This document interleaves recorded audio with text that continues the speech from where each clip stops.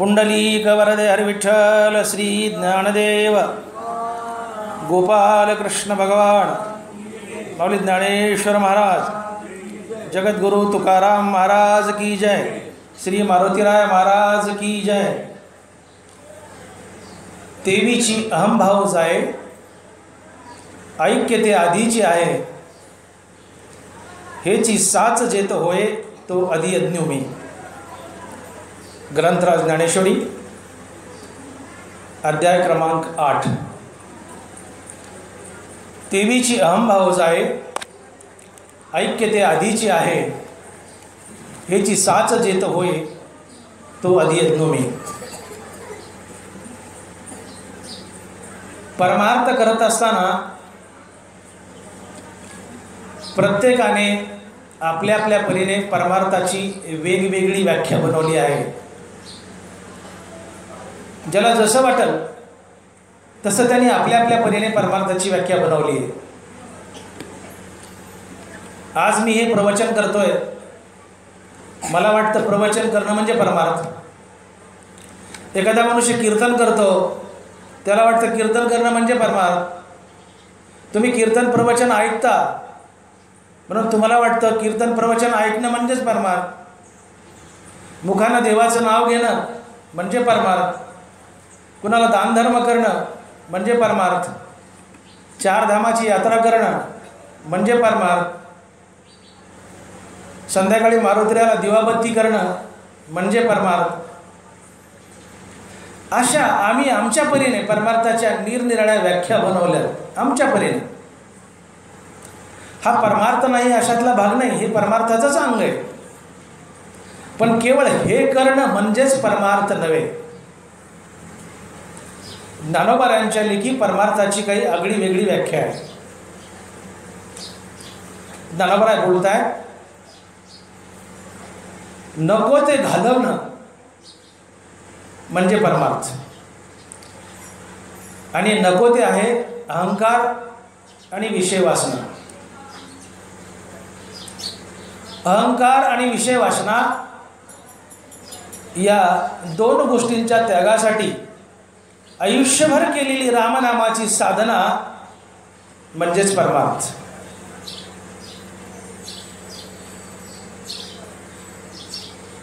कुठलीही वासना मनात ठेवून परमार्थ करू नये, कारण वासनेतून सुटका हाच मोक्ष असतो। जन्म घेणे लागे वासनेच्या संगे, जन्म का धरावा लागतो? मरताना काही वासना शिल्लक असेल तर।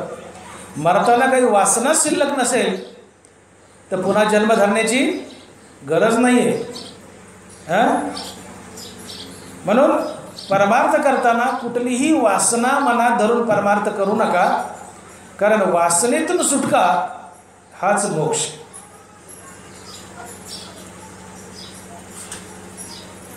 बरीचशी माणसं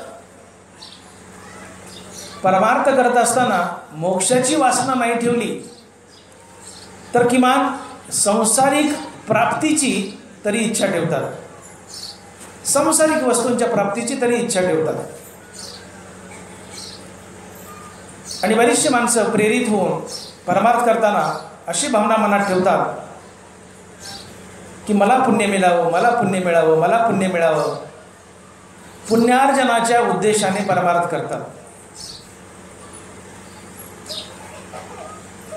परमार्थ कधीही पुण्य मिळण्यासाठी करू नये।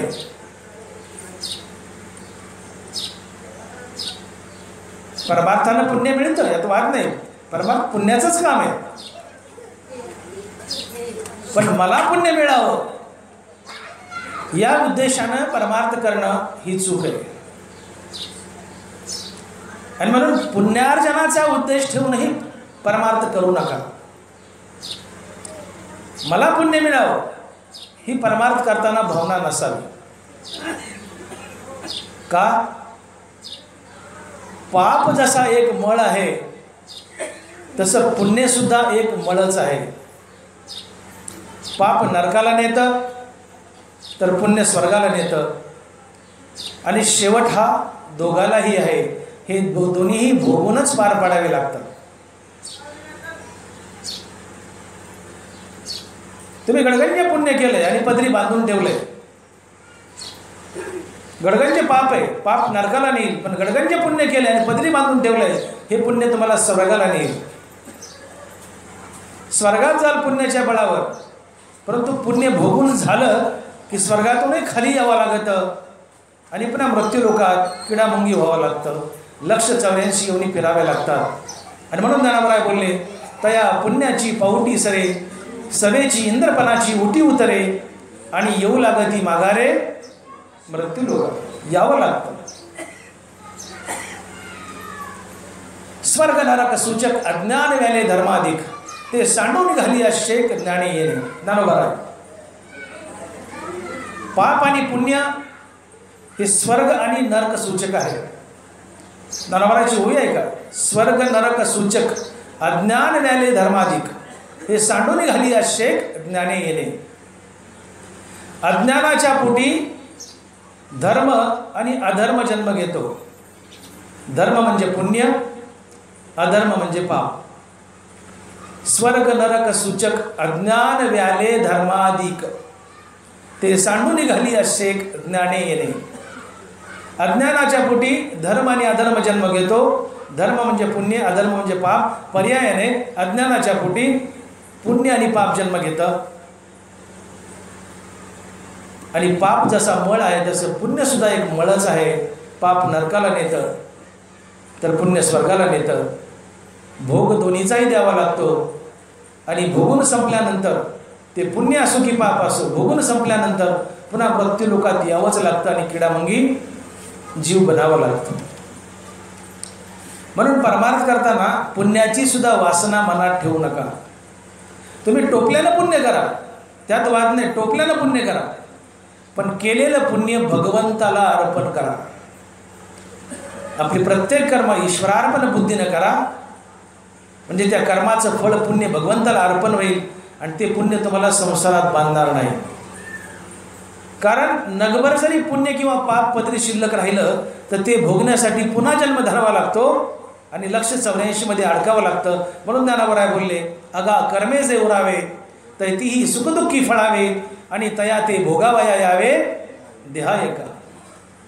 थोडंही पुण्य किंवा पाप शिल्लक राहिलं तर ते भोगूनच पार पाडावं लागतं आणि त्याला भोगण्यासाठी पुन्हा पुन्हा जन्म धरावे लागतात आणि जन्ममृत्यूच्या फेऱ्यात अडकावं लागतं आणि देव दुरावतो. म्हणून पुण्य करू नका असं नाही, पुण्य टोपल्यानं करा, पण केलेलं पुण्य पदरी बांधून ठेवू नका. पुण्य पदरी बांधलं की ते स्वर्गाला नेईल. भोगून झालं की पदच्युत व्हावं लागेल, पुन्हा खाली यावं लागेल आणि मृत्यू लोकात 84 लाख योनीमध्ये फिरावं लागेल. एकदा वनात असताना भगवान रामचंद्र आणि लक्ष्मण आणि गुरु विश्वामित्र दुपारची वेळ एका झाडाखाली बसले. तेवढ्यात गुरु विश्वामित्र हसले. प्रभू राम म्हणाले, गुरुवर आपण का हसला? आता रामचंद्राला तर माहित आहे महाविष्णूचा अवतार. विश्वामित्र का हसले माहीत होतं, पण प्रभू रामचंद्रानं ठरवलं होतं की मी मनुष्य रूपात आलोय तर मनुष्यासारखंच राहायचं, आपलं देव पण दाखवायचं नाही. म्हणून रामचंद्र म्हणाले, गुरुवर का हसले? तर विश्वामित्र म्हणताय, वत्सराम, गुरु होते विश्वामित्र, म्हणून म्हणाले, वत्सराम तू चाललेला मुंगळा पाहिलास का? म्हणले, हो गुरुवर. म्हणले, तो कोण आहे तुला माहिती आहे का? म्हणले, नाही. म्हणले, तो गेल्या जन्मातला इंद्र आहे. गेल्या जन्मातला इंद्र आहे. 2 मुंगळे चालले होते, एका मुंगळ्याच्या पाठीवर दुसरा मुंगळा बसला होता. म्हणले, बघ बघ बघ, तो वर बसलेला मुंगळा आहे ना, वर बसलेला दुसऱ्या मुंगळ्याच्या पाठीवर बसलाय, तो वर बसलेला गेल्या जन्मातला इंद्र आहे. याला म्हणायचं येऊ लागती माघारे मृत्यू लोक. गेल्या जन्मात तो इंद्र होता, पण आता पदच्युत झालाय आणि मृत्यू लोकात येऊन पडलाय आणि मुंगळा झालाय. त्याला ऐरावतावर बसायची सवय होती, खाली आल्यावर सुद्धा त्याला बसायला मुंगळा लागलाय. एका मुंगळ्याच्या पाठीवर बसलाय आणि चाललाय. बघ बघ बघ म्हणले तो गेल्या जन्मातला इंद्र आहे म्हणले. ऐरावती रत्न थोर पाठीवर बसून चाललाय. पायी चला वाटत ना त्याला. दुसऱ्या मुंगळ्याच्या पाठीवर बसलाय. तिथं ऐरावतार बसायचा ना, आता दुसऱ्या मुंगळ्याच्या पाठीवर बसलाय. पण तो गेल्या जन्मातला इंद्र आहे आणि आता मुंगळा झालाय. याला म्हणायचं येऊ लागती माघारे मृत्यू लोका. यावं लागतं. पाप नरकाला नेतं तर पुण्य स्वर्गाला नेतं आणि संसारात बांधतं. आणि म्हणून तुकोबाराय बोलले की तुका म्हणे आम्ही झालो अग्निरूप, नेदी लागो पाप पुण्य अंगा. महाराजच्या शब्दाकडे लक्ष द्या. तुकोबाराय असे बोलू शकले असते की तुका म्हणे आम्ही झालो अग्निरूप, नेदी लागो पाप अंगा. इथं थांबू शकले असते, पण महाराज असं म्हणून थांबले नाही. महाराज काय बोलले? तुका म्हणे आम्ही झालो अग्निरूप, नेदी लागो पाप पुण्य अंगा. नुसतं पाप नाही, पुण्य सुद्धा. का? महाराज म्हणाले मी माझ्या जीवनात माझ्या अंगाला पाप तर लागूच दिलं नाही, पण पुण्य सुद्धा लागू दिलं नाही. का? या पुण्यानं मला स्वर्गाला नेलं असतं आणि पुण्यातलं स्वर्गातलं पुण्य भोगून झालं की मला त्या इंद्रासारखं पुन्हा येऊन खाली मुंगळा बनावं लागलं असतं, किडामुंगी व्हावं लागलं असतं. माझं वैकुंठ, माझा सायुज्य, माझा पांडुरंग, माझा वैकुंठ नायक मला दुरावला असतं. म्हणून महाराजांना जागा केले. पाप तर पदरी बांधूच नका, पाप तर करूच नका, पण पुण्य केलं तर तेही पदरी बांधू नका. का? पाप नरकाला नेतं तर पुण्य स्वर्गाला नेतं. दोघालाही भोगावं लागतं आणि दोघाला शेवट असतं आणि पुन्हा मृत्यूलोकी ती यावंच लागतं आणि किडामुंगी बनावं लागतं. आपल्या पदरी जर गडगंज पाप असेल तर मनुष्य नरकाला जातो, गडगंज पुण्य असेल तर स्वर्गाला जातो. पाप पुण्य समान असेल तर पुन्हा माणूस होतो आणि पाप पुण्य शिल्लक नसेल तर तो मुक्त होतो, संत होतो. म्हणून परमार्थ करताना तुम्ही टोपल्यानं पुण्य करा, पण केलेलं पुण्य पदरी बांधून ठेवू नका. पाप एक मळ आहे, तसं पुण्यही मळ आहे. पाप नरकाला नेईल तर पुण्य स्वर्गाला नेईल आणि संसारात बंधनात तुम्हाला बांधेल. म्हणून आपल्याकडे चढावणी लागतात लग्नामध्ये पंक्ती देण्यात, अन्नदान करा, अन्नदान करा, अन्नदान करा. पुण्याचं काम आहे, पुण्याचं काम आहे, जरूर करा, पण ते पुण्य मला मिळावं या भावनेने अन्नदान करू नका, पंक्ती उठू नका. तेच पुण्य तुम्हाला संसारात बांधेल आणि स्वर्गाला घेऊन जाईल, देव दुरावेल. केलेलं पुण्य भगवंताला अर्पण करा. किंबहुना आपलं प्रत्येक कर्म ईश्वरार्पण बुद्धीनं करा. त्या कर्माचं पुण्य भगवंताला आपोआप अर्पण होतं आणि त्यातून तुम्ही मोकळे होता. ते तुम्हाला संसार बंधनात बांधत नाही. म्हणून परमार्थ करताना पुण्यार्जनाची सुद्धा वासना मनात ठेवू नका. मोक्षाची तर नाहीच, मोक्षाची सुद्धा वासना ठेवू नका. का? वासनेतून सुटका हाच मोक्ष. मोक्षाची वासना तर ठेवूच नका, पण पुण्याची सुद्धा वासना ठेवू नका. का? पुण्यही स्वर्गाला नेईल आणि भोगून झाल्यावर मृत्यू लोकात यावं लागेल आणि किडामुंगी व्हावं लागेल, संसार बंधनात बांधेल आणि देव दोरावेल. बरीचशी माणसं परमात्मा प्राप्तीसाठी परमार्थ करतात. ती मूर्ख असतात, ती मूर्ख असतात. माझं वाक्य कडू आहे, माझं वाक्य कडू आहे, पण अतिशय महत्त्वाचं आणि अर्थभरित आहे. परमार्थ प्राप्तीसाठी, परमात्मा प्राप्तीसाठी जी माणसं परमार्थ करतात ती मूर्ख असतात. देव भेटावा म्हणून जी माणसं परमार्थ करतात ती मूर्ख असतात. तुम्ही म्हणता डॉक्टर मोठे साहेब आम्ही जावा का उठून, आम्ही का बसलो त्या सभा मंडपात तुमचं प्रवचन ऐकायला? देव भेटावं म्हणूनच, परमात्मा प्राप्ती घडावी म्हणूनच. आणि तुम्ही तर म्हणता परमात्मा प्राप्तीसाठी परमार्थ करतो, तो मूर्ख असतो. आम्हाला मूर्ख म्हणतात, जावा का उठून? जाऊ नका, तुमचं समाधान करेल मग पुढं जाईल. आपल्याकडे वेगवेगळ्या कल्पना पडल्यात. का परमार्थ करता? परमात्मा भेटावा. का परमार्थ करता? देव भेटावा. देव भेटण्यासाठी परमार्थ करायचाच नसतो, परमात्मा प्राप्तीसाठी परमार्थ करायचाच नसतो. का? परमात्मा हा जन्मताच प्राप्त असतो. तैसा हृदयामध्ये मी रामो असता सर्व सुखाचा आरामो, परिभ्रांताशी कामो विषयावर. तैसा हृदया माझी मी रामो. देव अर्थात परमात्मा प्राप्त करायचाच नसतो, तो जन्मताच प्राप्त असतो आणि तो प्राप्त आहे, हृदयात उभा आहे म्हणून आम्ही जिवंत आहेत. आणि तो प्राप्त नसता तर आम्ही जिवंत राहिलो असतो का? तो आहे म्हणून धडकन चालू आहे, तो जन्मताच प्राप्त आहे. म्हणून मला परमात्मा प्राप्ती करायची या उद्देशाने जर परमार्थ केला तर हा वेडगळपणा आहे. परमात्मा जन्मताच प्राप्त असतो.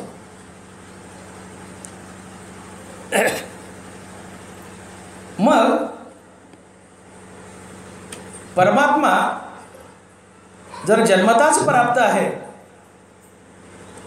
तर त्याची अनुभूती आम्हाला काय येत नाही? मोठा गंभीर प्रश्न आहे. जन्मताच परमात्मा प्राप्त आहे. ज्ञानोबराय चक्क बोलले 7व्या अध्यायात, मी सिद्ध असता का निमावे साधनवरी. ज्ञानोबराय बोलतायत सिद्ध या शब्दाचा अर्थ होतो जो जन्मताच प्राप्त आहे, आणि साध्य या शब्दाचा अर्थ होतो जे जन्मानंतर प्राप्त केले जातं. ज्ञानोबराय बोलले मी सिद्ध, देव बोलतायत ज्ञानोबरायच्या मुखातून, कृष्ण बोलतायत मी सिद्ध असता का निमावे साधनवरी. मी तुमच्या हृदयात राम म्हणून जन्मताच उभा आहे. मी सिद्ध आहे, तुम्हाला जन्मताच प्राप्त आहे, आणि मी जन्मताच प्राप्त आहे. मग माझ्या प्राप्तीसाठी साधनाचा आटापिटा करून मरता का? कशा करता आटापिटा करता? मी सिद्ध आहे, जन्मताच प्राप्त आहे, मग कशाला आटापिटा करता साधनाचा? माझ्या प्राप्तीसाठी साधनाचा आटापिटा करून मरू नका. मी जन्मताच प्राप्त आहे. मी सिद्ध असता का निमावे साधनवरी. हा मुद्दा समजावून घ्या. भगवंत आम्हाला जन्मताच प्राप्त आहे, त्याला प्राप्त करायचं नसतं. मग भगवंत जर आम्हाला जन्मताच प्राप्त आहे तर तो आम्हाला दुरावलाय का? आम्ही त्याला मुकलोत का? माझा प्रश्न नीट समजावून घ्या. भगवान आम्हाला जन्मताच प्राप्त आहे, मग भगवान जर जन्मताच प्राप्त आहे तर तो आम्हाला दुरावलाय का? आम्ही त्याला मुकलोत का? तर याचं कारण त्याला मुकण्यासाठी आम्ही काहीतरी धरून ठेवलंय. ते धरलेलं सोडा, तो जन्मताच प्राप्त आहे. नवे तुम्ही स्वतःच परमात्मा आहे. वेगळा परमात्मा प्राप्त करण्याची गरज नसते. वाक्य पुन्हा सांगतो, अर्थभरित वाक्य आणि परमार्थाचं सार आहे या वाक्यात. देव जर जन्मताच प्राप्त आहे तो आम्हाला दुरावलाय का? आम्ही त्याला मुकलोत का? याचं कारण त्याला मुकण्यासाठी आम्ही काहीतरी धरून ठेवलंय. ते धरलेलं सोडा, देव जन्मताच प्राप्त आहे. नवे तुम्ही स्वतःच देव आहे. वेगळा देव प्राप्त करण्याचीही गरज नाही आहे. आणि जे धरलंय ते आहे अहंकार आणि विषय वासना. जे धरलंय ते आहे अहंकार आणि विषय वासना. आणि म्हणून ज्ञानोबा आजच्या वहीत बोलतायत, तेवीची अहंभाव जाये ऐक्य ते आधीची आहे, हेची साच जेत होय तो आधी येत नव्हे. काय धरलंय? परमात्मा मुकण्यासाठी आम्ही अहंकार धरलाय, विषय वासना धरली. हा अहंकार आणि विषय वासना त्यागली की देव प्राप्तच आहे. नवे तुम्हीच देव आहे. आम्ही आयुष्यभर परमार्थ करतोय. ज्ञानोबराय बोलले, चित्ती अहंते ठावो जिवे सकळ शास्त्राचा सरावो, ऐसे कोडी जन्म जावो परी न पावती माते. चित्ती अहंते ठावो जिवे सकळ शास्त्राचा सरावो, पै तोंड भरो का विचारा आणि अंतकरणी विषयाशी थारा, परी ना तुडे धनोदरा त्रिशुद्धी मी. अंतकरणात जर अहंकार आणि विषय वासना धरून ठेवल्यात आणि शास्त्र तोंडपाठ आहे, रोज परमार्थ करतायत, रोज कीर्तन प्रवचन चालू आहे, देवदेव चालू आहे, पण हृदयात अंतकरणात जर विषय वासना आणि अहंकार तुम्ही ठेवला असेल साठवून, तर कोट्यावधी जन्म घ्या, माझी तुम्हाला भेट होणार नाही. चित्ती अहंते ठावो जिवे सकळ शास्त्राचा सरावो, ऐसे नि कोटी एक जन्म जावो परी न पविजे मते. मला पावणार नाहीत, माझी भेट होणार नाही का? शास्त्रपाठ आहे सगळे, पण चित्तात अहंकार धारण केला आहे. हो, चित्तात अहंकार धारण केला आहे.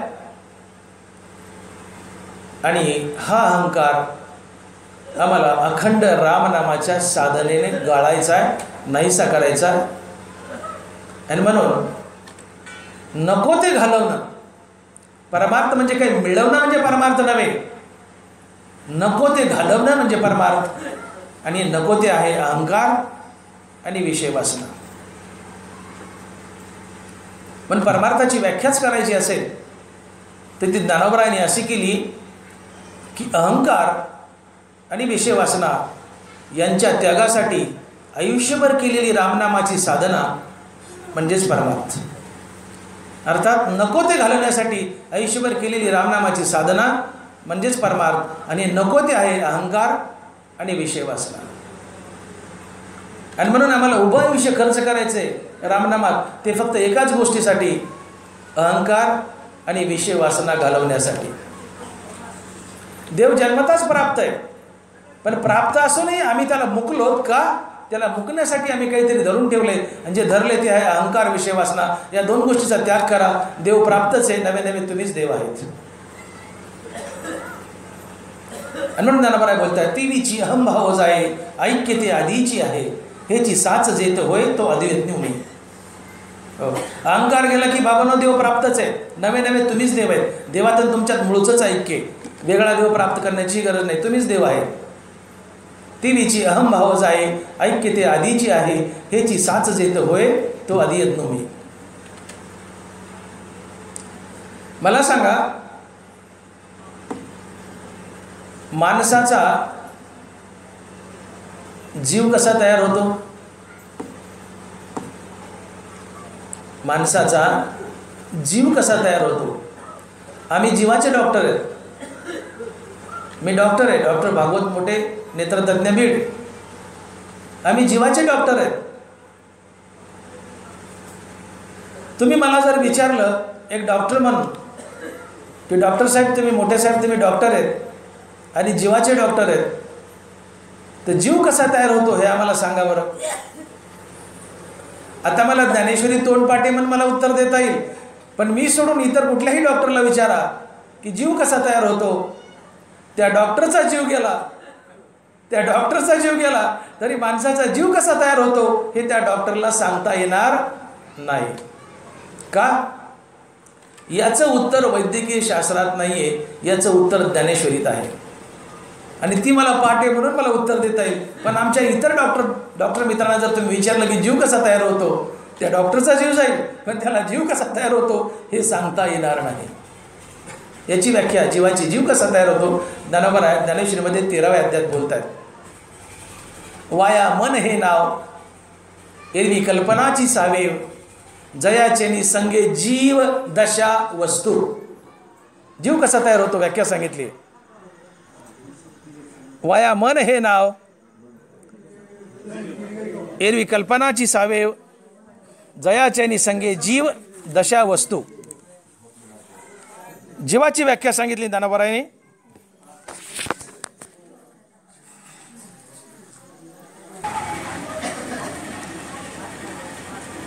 डॉक्टरला जर विचारलं की माणसाचा जीव कसा तयार होतो, तर त्या डॉक्टरचा जीव गेला तरी देखील डॉक्टरला माणसाचा जीव कसा तयार होतो हे सांगता येणार नाही. याची व्याख्या ज्ञानेश्वरीमध्ये ज्ञानोबराय ज्ञानेश्वरीच्या 13व्या अध्यायात बोलतायत. वाया मन हे नाव एरवी कल्पनाची सावेव, जयाचेनी संगे जीव दशा वस्तू. वस्तू म्हणजे ब्रह्म. परमात्म्यामध्ये मन जाऊन मिळालं की परमात्मा जीवदशेला येतो. बघा ज्ञानोबराची होई. वाया मन हे नाव एरवी कल्पनाची सावेव, जयाचेनी संगे जीव दशा वस्तू. वस्तू म्हणजे ब्रह्म, वस्तू म्हणजे परमात्मा. याच्या संगतीनं परमात्मा जीवदशाला येतो. कोणाच्या? मनाच्या. जयाचेनी संगे जीव दशा वस्तू. परमात्मा मनाच्या संगतीत गेला आणि मनात अहंकार वास करतो. परमात्मा मनाच्या अर्थात अहंकाराच्या संगतीत गेला की परमात्माच जीव बनतो आणि तो जीव तुम्ही आम्ही असतो. म्हणून परमात्मा अधिक मन किंवा परमात्मा अधिक अहंकार बरोबर जीव. कसा जीव तयार होतो?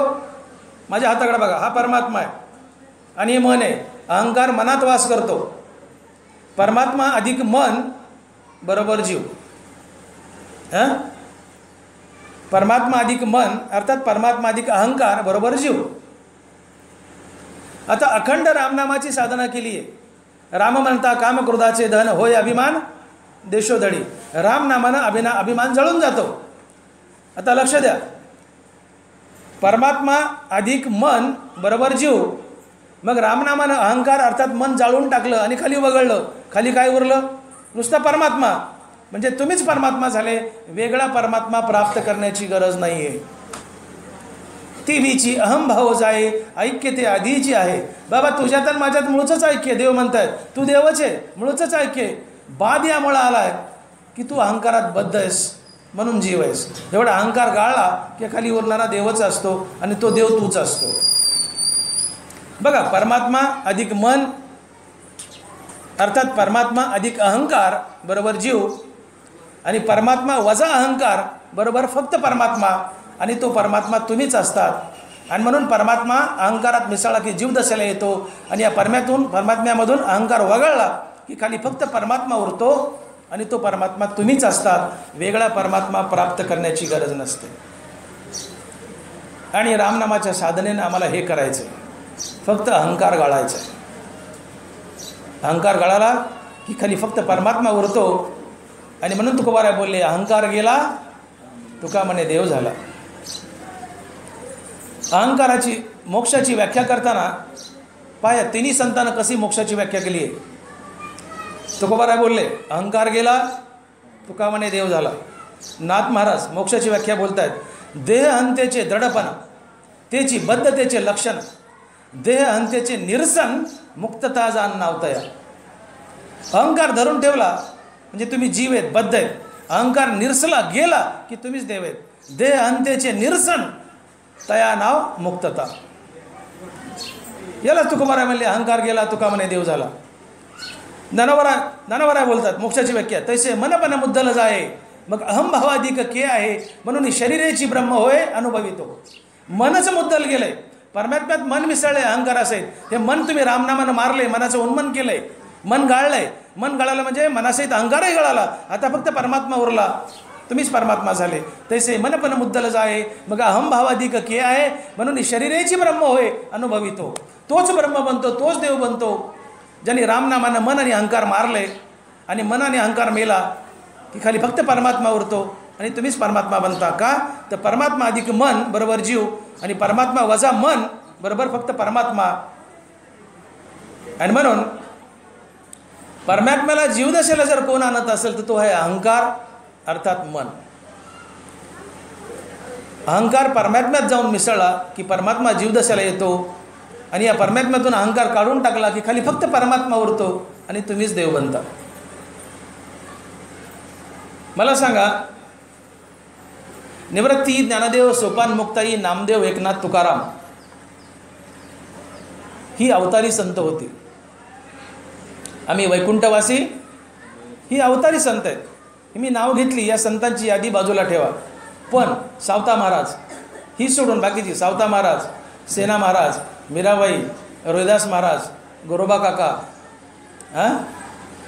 चोखा महाराज, कबीर महाराज,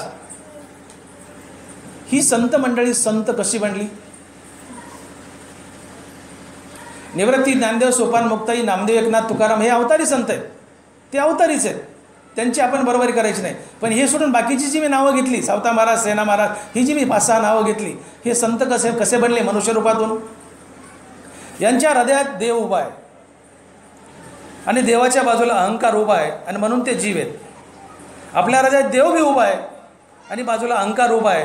कारण देव अधिक मन बरोबर जीव आणि देव वजा मन बरोबर फक्त देव, किंवा देव वजा अहंकार बरोबर फक्त देव. अहंकारामुळं देव जीवदशेला आला आहे. या महात्म्यांच्या हृदयात देव उभा आहे, देवाच्या बाजूला अहंकार उभा आहे. या संतानं अखंड रामनामानं हा अहंकार जाळला, अहंकार वगळला आणि खाली फक्त देवच राहिला, रामच राहिला आणि तेच देव बनले, तेच राम बनले. आणि म्हणून देव पहावया गेलो आणि देवची होऊन इठलो. आधी होता संत संग तुका झालासे पांडुरंग. या तुकाला संताचा संग लागला आणि तुका कोण झाला? तुका झालासे पांडुरंग. तुकाच नाही, अच्युत महाराज तुम्ही पांडुरंग होऊ शकता, दादा तुम्ही पांडुरंग होऊ शकता, उशिरा आले तरी बी, पंडित तुम्ही पांडुरंग होऊ शकतो, तुम्ही पांडुरंगच आहात, तुम्हाला पांडुरंग बनायचं. देव पाहावयासी गेलो आणि देवची होऊन ठेवलो. मी देव पाहायला गेलो पण मीच देव झालो. आता वेगळा देव कशाला बघत बसू, मीच देव झालो. ही प्रक्रिया समजून घ्या. आमच्या काहीतरी खुळपट कल्पना आहेत की देव कुठून तरी विटेवरून येईल, तो विटेवर तर आहेच पांडुरंग, विटेवरून येईल आणि आमच्या पुढे उभा राहील, आम्हाला दर्शन देईल आणि आम्हाला साक्षात्कार होईल. नाही, परमार्थात तुम्हाला देव बनायचे, तुम्हाला देव बनायचे.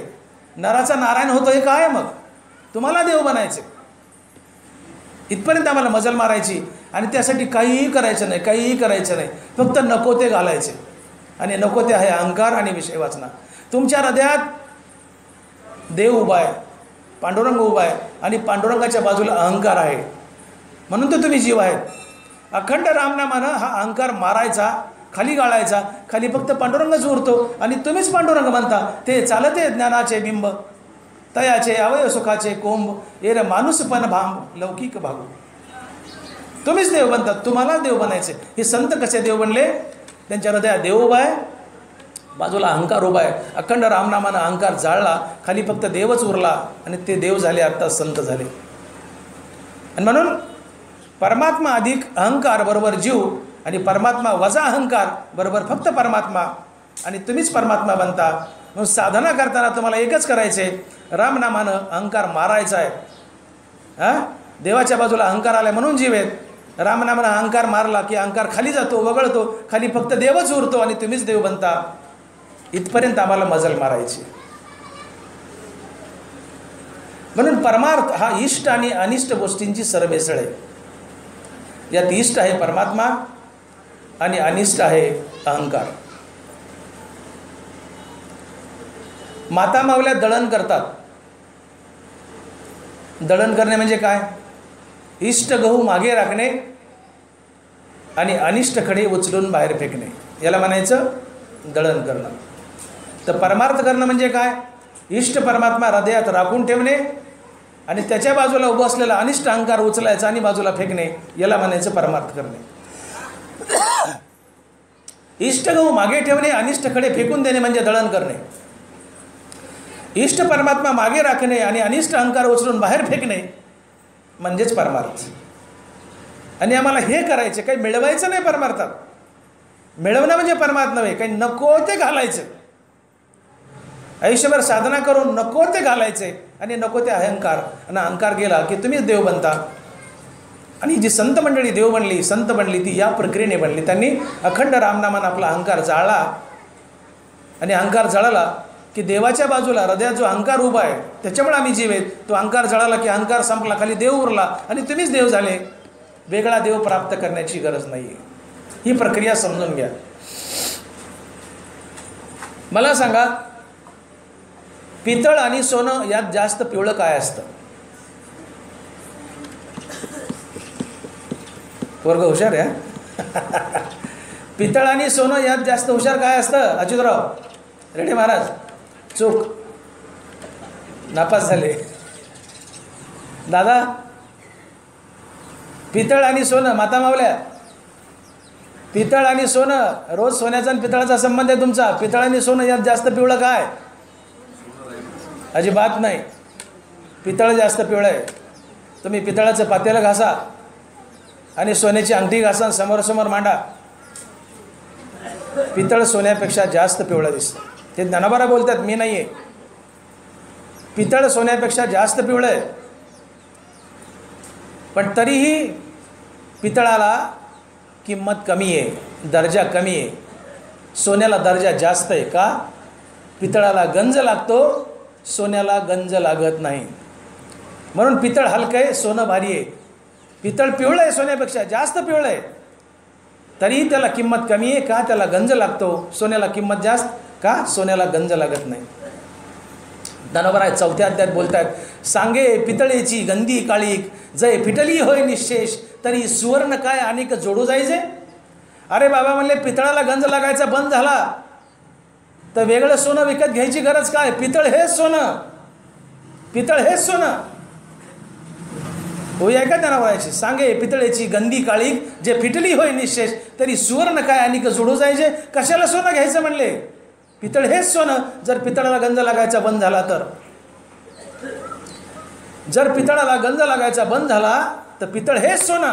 वेगळं सोनं विकत घेण्याची गरज नाही. तसं अखंड रामनामाने तुम्ही तुमच्या हृदयातील अहंकाराचा गंज जर जाळला तर तुम्हीच परमात्मा. वेगळा परमात्मा प्राप्त करण्याची गरज नाही. तुम्हीच परमात्मा असता. म्हणून त्यांना बरा बोलताय सांगे पितळेची गंदी काळी जय फिटली होय निशेष तरी सुवर्ण काय आणि जुडू जायचे. तैसे यमने मी चोखाळले यमने मी कडसले तपोज्ञानी चोखाळले ते मीची झाले. येत संशय कायच. काय बोलतायत माऊली या वयाकडे ध्यान द्या. सांगे पितळेची गंदी काळी जे फिटली होय निशेष तरी सुवर्ण काय आणि जोडू जायचे. तैसे यमनी मी कडसले तपोज्ञानी चोखाळले ते मीची झाले. येत संशय कायसा. ते मीची झाले येत संशय कायसा. अरे ते देव झाले म्हणले. तुम्ही शंका काय की का तो देवच झाला म्हणले. कोण. ज्यांनी अखंड रामनामानं आपल्या हृदयातला अहंकाराचा गंज घालवलाय. पितळाला गंज लागायचा बंद झाला. पितळ हेच सोनं. वेगळं सोनं विकत घ्यायची गरज नाही. हृदयातला अहंकाराचा गंज घातला रामनामानं की तुम्हीच देव. वेगळा देव प्राप्त करण्याची गरज नाही आहे. ही परमार्थातली उच्च कल्पना समजून घ्या. आम्ही देवच आहोत. मला सांगा संत वाङ्मयात प्रत्येक संतानं टाहो फुडू फुडू सांगितलंय नर नारी बाळे अवघा नारायण ऐसे माझे मन करी देवा. जे जे दृष्टी दिसे कशा करता लिहिले वर्णातानी नुसतं भोगायला. का बीजाचे झाले तरू अथवा भंगाराची अलंकारू तैसा मज एकाचा विस्तारू ते हे जग. आधी ब्रह्मा करुणी शेवटी मशक धरुणी माझी समस्त जाणुनी स्वरूप माझे. ब्रह्मदेवापासून तर किड्यामुंगीपर्यंत जगात एक परमात्माच नटलाय. ब्रह्मदेवापासून ते किड्यामुंगीपर्यंत डोळ्याला दिसणारी प्रत्येक वस्तू हा देव आहे, परमात्मा आहे. आणि मग या यादीमध्ये आम्ही येतो. ब्रह्मदेवापासून किड्यामुंगीपर्यंतची यादी त्यात आम्ही बी आहोत. आम्ही देवच आहोत. आम्ही देवच आहोत. पण भानगड एक आहे, आम्ही अहंकारानं बरबटलोय. आम्ही अहंकारानं बरबटलोय. मला सांगा शुद्ध सोन्यामध्ये बट्टा मिसळवला. आता सोनं कसं झालं? बट्टेबाज झालं. हां, आणि तेच सोनं जाळात घातलं, बट्टा जळेल, खाली काय उरेल? शुद्ध सोनं. किती सोपं हिशोब आहे बघा बरं. हां, शुद्ध सोनं आहे, त्यात बट्टा घातला, सोनं बट्टेबाज झालं. आता ते बट्टेबाज सोनं जाळात घातलं, जाळानं बट्टा जळाला, खाली काय उरलं? शुद्ध सोनं. पांडुरंग शुद्ध सोनं आहे, पण या पांडुरंगात अहंकार मिसळला की हाच पांडुरंग बट्टेबाज बनतो आणि जीव बनतो. हाच पांडुरंग जीव बनतो, पण तो बट्टेबाज पांडुरंग आहे, त्यात अहंकार मिसळला आहे. आणि तो बट्टेबाज पांडुरंग आम्ही आहोत. आम्ही पांडुरंगच आहोत, पण बट्टेबाज आहोत. सोनं शुद्ध आहे, पण त्यात बट्टा घातला, बट्टेबाज झालं. जाळात घातलं बट्टेबाज सोनं, बट्टा जळाला, आता शुद्ध सोनं मागे राहिले. आम्ही देवच आहोत, पण आमच्यात अहंकार मिसळला आहे, म्हणून आम्ही बट्टेबाज देव झालो. आता आमच्या हृदयातला अहंकार आम्ही रामनामानं जाळून टाकला, खाली शुद्ध देव उरला आणि आम्हीच देव झालोच. वेगळा देव प्राप्त करण्याची गरज नाही. ही परमार्थातली उच्च भूमिका समजून घ्या. आम्हाला इथपर्यंत मजल मारायची. म्हणून जगात देवच नटलाय. जे जे दृष्टी दिसे ते ते हरिरूप. देवच नटलाय. पितळाला गंज लागायचा बंद झाला तर पितळ हेच सोनं. वेगळं सोनं विकत घेण्याची गरज नाही आहे. तुम्ही तुमच्या हृदयातला अहंकाराचा गंज रामनामाने जाळला की तुम्हीच देव. वेगळा देव प्राप्त करण्याची गरज नाही आहे. कारण हृदयात देव उभा आहे, बाजूला अहंकार उभा आहे. रामनामाने अहंकार जळाला, अहंकार आता खाली गेला, फक्त देव उरला. हृदयात देव उरला म्हणजे तुम्हीच देव झाले. वेगळा देव प्राप्त करण्याची गरज नाही. फक्त आयुष्यभर रामनामाची साधना करून अहंकाराचा गंज जाळायचा आहे. अहंकाराचा गंज जाळायचा आहे. देव सोनं आहे, आम्ही पितळ आहेत. देव सोनं आहे, देवरूपी सोन्याला गंज लागत नाही. आम्ही पितळ आहेत, पितळाला गंज लागतो. म्हणून देवात आणि आमच्यात फरक आहे. आमच्या पितळाला गंज लागायचा बंद झाला, अहंकार आम्ही जाळला की आमचं पितळ सोनं होतं, पर्यायाने आम्हीच देव होतो. वेगळा देव प्राप्त करण्याची गरज नाही. सांगे पितळेची गंदी काळी जै फिटली होय निशेष, तरी सुवर्ण काय आणि जोडू जायचे. आणि म्हणून भगवत भक्ती करताना, परमार्थ करताना, देवाला शरण जाताना देव बनून शरण जायचे. देव बनवून. माझ्या बोलण्याकडे लक्ष द्या. ज्ञानोबाने चक्क मुस्कडात मारली, आमच्या 18व्या अध्यायात मुस्कडात मारली एका ओवीतून. अरे म्हणले वेड्या, देवाला शरण चाललायस आणि विकार अहंकार विषय सोबत घेऊन चाललायस, जीवरूपात आहेस आणि देवाला शरण चाललाय, तुझ्या बुद्धीला काही लाज वाटत नाही म्हणले. ज्ञानोबा बोलतायत. आणि जीवितवेची असी जे आणि मजही शरण रेगीजे, दिग्ग या बोली न लजे प्रज्ञा केवी. प्रज्ञा म्हणजे बुद्धी. तुझ्या बुद्धीला काही लाज वाटत नाही का म्हणले माणसा. जीवरूपात आहेस आणि जीवरूपातून देवाला शरण चाललास, तुला देव कसा भेटेल. जीवितवेची असी जे आणि मजही शरण रेगीजे, दिग्ग या बोली न लजे प्रज्ञा केवी. तुझ्या बुद्धीला काही लाज वाटत नाही का म्हणले माणसा. तू जीवरूपात आहेस आणि जीवरूपातून देवाला शरण चाललास, देवात कसं मिसळता येईल. देव बन, देव बन आणि देवासमोर उभा राहा, देवाला शरण जा, देवात मिसळशील. परमार्थात आम्हाला देव बनायचे. परमार्थात आम्हाला देव बनायचे. पाण्याला शरण जायचं आणि तुम्ही तेल बनून गेले, पाण्यात मिसळता येईल. पाण्याला शरण जायचे, पाणी बनवून शरण जा. सुवर्णमणी सोनिया का कल्लोळ जैसे पानिया, तैसे मज धनंजया शरण येतो. धनभरा. सुवर्णमणी सोनिया का कल्लोळ जैसे पानिया, तैसे मज धनंजया शरण येतो. पाण्याला शरण जायचे, पाणी बनवून शरण जा. तेल बनवून जर शरण गेले पाण्याला, तर पाण्यात मिसळणार नाहीत, पाण्यावर तरंगाल. का तेल पाण्यापेक्षा हलके. तेल पाण्यापेक्षा हलकं आहे. पाण्यापेक्षा तेल हलकं आहे म्हणून तेल पाण्यावर तरंगतं. गुरुजींनी शाळेमध्ये मुलाला प्रश्न विचारला, पोरांनो पाण्यापेक्षा तेल हलकं आहे म्हणून तेल पाण्यावर तरंगतं. म्हणले तेलापेक्षा हलकं काय. पोरं म्हणले भजे. पोरं म्हणले भजे. का तर भजे तेलावर तरंगतात. पाण्यापेक्षा तेल हलकं का तर तेल पाण्यावर तरंगतं. मग तेलापेक्षा काय हलकं तर म्हणले भजे. का तर भजे तेलावर तरंगतात. विनोदाचा भाग सोडा. पाण्याला शरण जायचंय, पाणी बनून जावं. सोन्याला शरण जायचंय, सोनं बनून जावं. देवाला शरण जायचंय, देव बनून जावं.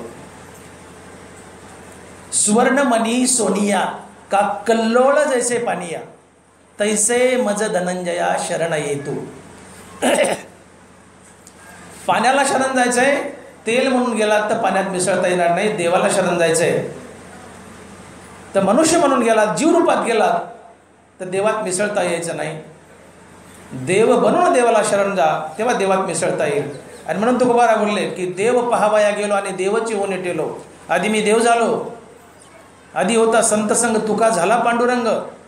हा तुका पांडुरंग झाला आणि पांडुरंगापुढे उभा राहिलाय, तेव्हा देवात मिसळायला योग्य झालाय. तुका जीवरूपात नाही, तुका पांडुरंग झालाय आणि पांडुरंगापुढे उभा राहिलाय. दोघंच समान, तेव्हा एकमेकात मिसळता येतं. आणि हा सायुज्य मोक्ष असतो. याला सायुज्य मोक्ष म्हणतात. देव जर पाणी तुम्ही तेल आहे तर तुम्हाला पाण्यात मिसळता येईल नाही. देव पाणी तर तुम्हाला पाणी व्हावं लागेल, तेव्हा पाण्यात मिसळता येईल. आणि म्हणून देवात मिसळायचं आहे तर देव बनून देवापुढे उभा राहा, तरच मिसळता येईल. अन्यथा देवात मिसळता येणार नाही. आणि म्हणून ज्ञानोबारायाने आम्हाला चिमटा काढाय की आणि जीवित वेची असीजे आणि मजही शरण रेगीजे, दीर्घ यया बोली न लजे प्रज्ञा केवी. माणसानं तुमच्या बुद्धीला काही लाज वाटत नाही का म्हणले. जीवरूपात आहात, मनुष्य रूपात आहात, विकार घेऊन आहात. हृदयात अहंकार आहे, विषय वासना आहेत आणि सगळं गबाळ घेऊन देवाला शरण निघालेत. देवात कसं मिसळता येईल.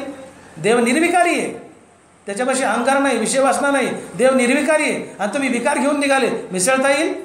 देव निर्विकारी, तुम्ही निर्विकारी व्हा, देवात मिसळता येईल. देव पाणी, तुम्ही पाणी बना, देवात मिसळता येईल.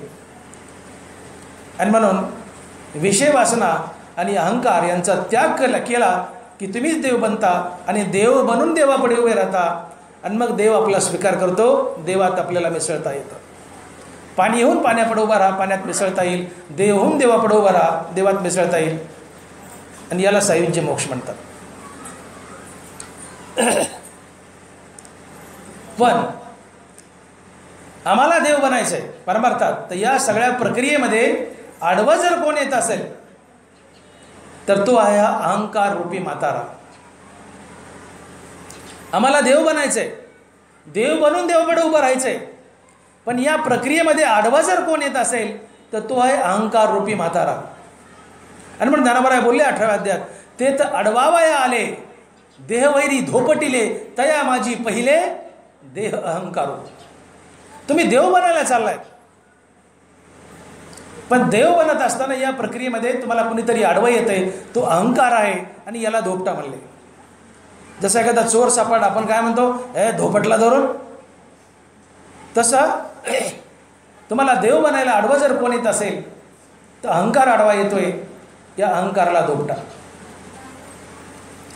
अहंकार अहंकार अहंकार म्हणजे काय? अहंकार म्हणजे मी देह आणि देह संबंधिनी माझं, म्हणजे अहंकार. यालाच अज्ञान म्हणतात. अहंकार म्हणजेच अज्ञान. मी देह आणि देह संबंधिनी माझं म्हणजेच अहंकार आणि म्हणजेच अज्ञान. आणि मी देह नसून मी आत्मा आहे अशा बोधावर आरूढ होणं म्हणजे आत्मज्ञान. मी देह नसून आत्मा आहे आणि आत्मा विश्वव्यापी आहे. मग मी आत्मा आहे तर सगळं विश्व मीच व्यापलं आहे आणि जगतात मीच नटलो आहे. मी आत्मा आहे असा बुद्धीचा निश्चय होणे म्हणजे आत्मज्ञान, आणि मी देह आहे असा बुद्धीचा निश्चय म्हणजे अहंकार किंवा अज्ञान. हा अहंकार भगवत प्राप्तीला आडवा येतो. म्हणून ज्ञानोबा बोलतात की याला पहिलं धोपटा, याचा काटा काढा. जोपर्यंत याला तुम्ही हाकलून देत नाही तोपर्यंत तुम्हाला देव बनता येणार नाही. या सगळ्या प्रक्रियेत तुम्हाला देव बनायचे, देव बनून देवापुढे उभं राहायचे, तर देवात मिसळता येईल किंवा देवप्राप्ती होईल, अन्यथा नाही. तुम्ही बट्टेबाजच राहाल.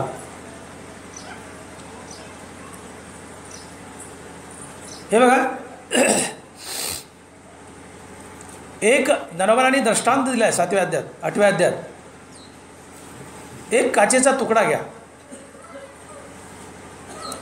आणि त्या काचेच्या तुकड्याखाली एक केस मांडा, डोक्याचा केस. काचेच्या तुकड्याखाली एक केस मांडा. काचेचा तुकडा पारदर्शक आहे. आता त्या काचेच्या तुकड्याखाली केस मांडल्यामुळे वरून पाहिलं तर ती काच तडकल्यासारखी दिसते. पै केसाचा गुंडाळा वरी ठेवली स्फटिक शिडा. ज्ञानोबा बोलतात, एक काचेचा तुकडा घ्या पारदर्शक आणि त्याच्या खाली केस मांडा आणि वरून बघा ती काच तडकल्यासारखी फुटल्यासारखी दिसते. फुटलेली नाही आहे पण फुटल्यासारखी दिसते. कशामुळं? तिच्या खाली केस आल्यामुळं. आता हा केस तुम्ही हाताने वळून काढा आणि पुन्हा वरून बघा, ती काच अखंड दिसते, फुटलेली दिसत नाही. मग ती फुटलेली होती का आधी? ती अखंडच होती. तिला काय डाग देऊन सांधले का आपण? ती फुटलीच नव्हती. का फुटलेली दिसत होती? खाली केस आलाय म्हणून. केस वळून काढला, ती आता अखंड दिसते, पण ती फुटलेलीच नव्हती, ती अखंडच आहे. फुटलेली दिसत होती खाली केस आल्यामुळं. तसं तुम्ही देवच आहेत. तुम्ही देवच आहेत, पण देवापासून वेगळे दिसता का? तुमच्यात अहंकार आलाय. हा अहंकार वळून काढा, तुम्हीच देव आहेत. केस वळून काढला, काच अखंडच आहे. खाली केस आल्या म्हणून तडकलेली दिसते. तिचे 2 तुकडे दिसले, तडकलेली नाहीच आहे. खाली केस आल्या म्हणून तडकलेली दिसते. केस वळून काढा, ती अखंडच आहे. पूर्वी अखंड, आताही अखंडच आहे. ती तडकलीच नव्हती, केसामुळे तडकलेली वाटत होती. केस वळून काढला, ती आता तडकलेली दिसत नाही. तिला मग सांधले का? नाही, ती मूळचीच अखंड आहे. केसामुळे भेद दिसतो होता फुटलेला, तडकलेला. तसं तुम्ही देवच आहात. देवच आहात, पण जीवरूपात दिसतात. केवळ कशामुळं? तुमच्यात अहंकार आलाय म्हणून, आणि देवात अहंकार नाही. हा अहंकार रूपी केस वळून काढा, तुम्ही देवच आहात. तुमच्यात आणि देवात मूळच ऐक्य आहे. म्हणून ज्ञानोबा बोलतात, तिथिवीची अहंभावच आहे, ऐक्य ते आधीची आहे. हे साच जेत होय तो आधी मी. बाबा तू देवच आहेस. हो, अविद्येची जवनिक फिटे आणि मग ते भेदभावा ते आटे. अविद्या, अहंकार, माया ही परमात्म्याला झाकते. जीव आणि परमात्मा यांच्यात ही अविद्या किंवा अहंकार एक पडदा निर्माण करते आणि या पडद्यामुळे देव झाकलेला दिसतो आणि आपल्याला हे जगत परमात्मा स्वरूप दिसण्याच्या ऐवजी जगत दिसतं आणि ते सत्य वाटतं. जगत मिथ्या आहे, पण मिथ्या असूनही सत्य वाटतं का? की स्वमायेचे आडवस्त्र लावणी एकला खेळवी सूत्र, बाहेरी नटी छायाचित्र लक्ष 84. भगवंतानं आपल्या मायेचं अर्थात अहंकाराचं एक वस्त्र आड केलंय आणि तो त्या वस्त्राच्या आड लपलाय. या वस्त्रानं त्याला झाकलंय आणि हे वस्त्र आहे अहंकाराचं, मायेचं, अविद्येचं, अज्ञानाचं. आणि म्हणून देव जगात नटलाय तरी आम्हाला देव दिसत नाही, हे जगत रूपानं दिसतं. काच फुटलेली नाही आहे, केसामुळे फुटलेली वाटते. केस वडून काढला, आता काच अखंडच आहे, पहिली अखंडच आहे, केसामुळे तडकलेली वाटते. तुम्ही आम्ही देवच आहोत पण जीव वाटतो का? अहंकाराचा पडदा आड आलाय त्या केसासारखा. केस वडून काढला, काच अखंडच आहे, अहंकाराचा पडदा वडून काढला. तुम्ही देवच आहात, तुम्ही देवच आहात, पण जीव का दिसता? अहंकाराचा पडदा आलाय म्हणून. आणि म्हणून परमार्थ करताना आम्हाला एकच करायचंय, या अहंकाराला मारायचं. म्हणून ज्ञानोबा बोलतात, ते तर अडबावाया आले देह वैरी धोपटिले, तया माझी पहिले देह अहंकारो. तुम्ही देव बनायला चाललेत ना, मग तुम्हाला कोणीतरी आडवं येत आहे तर तो आहे अहंकार. आधी याला धोपटा, आधी याला मारा, याला आधी शरीरातून बाहेर काढा. खाली उरलेला देवच आहे आणि तुम्हीच देव आहेत. ज्ञानोबांनी 7व्या अध्यायात एक सुंदर रूपक केलंय. माऊली बोलले की अहंकार हा तुमचा आमचा सगळ्यांचा नवरा आहे आणि आम्ही अहंकाराच्या बायका आहेत. अहंकार तनुसी वालभ पडिले, नरावराची होई 7वा अध्याय. अहंकार तनुसी वालभ पडिले, वालभ म्हणजे नवरा, तनु म्हणजे शरीर. आमच्या शरीराचं अहंकारासोबत लग्न झालंय. आम्ही गडी असलो तरीही अहंकार आमचा नवरा आहे आणि आम्ही अहंकाराच्या बायका आहेत. गडी असलो तरीही, फक्त बायकाच अहंकाराच्या बायका आहेत असं नाही, आम्ही गडी असलो तरीही अहंकाराच्या बायका आहेत. अहंकार आमचा नवरा आणि आम्ही अहंकाराच्या बायका आहेत. अहंकार तनुसी वालभ पडिले, अहंकारानं शरीरासोबत लग्न केले. आता अहंकार आणि शरीर या दोन्ही नवरा बायकोपासून एक मुलगी जन्माला आली, तिचं नाव इच्छा.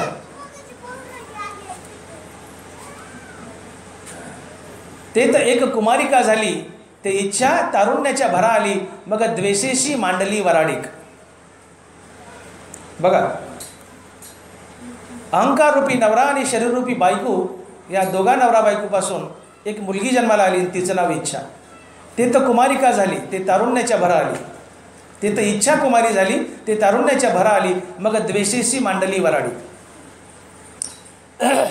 अहंकार आणि शरीर या दोघा नवरा बायकोपासून इच्छा नावाची मुलगी जन्माला आली.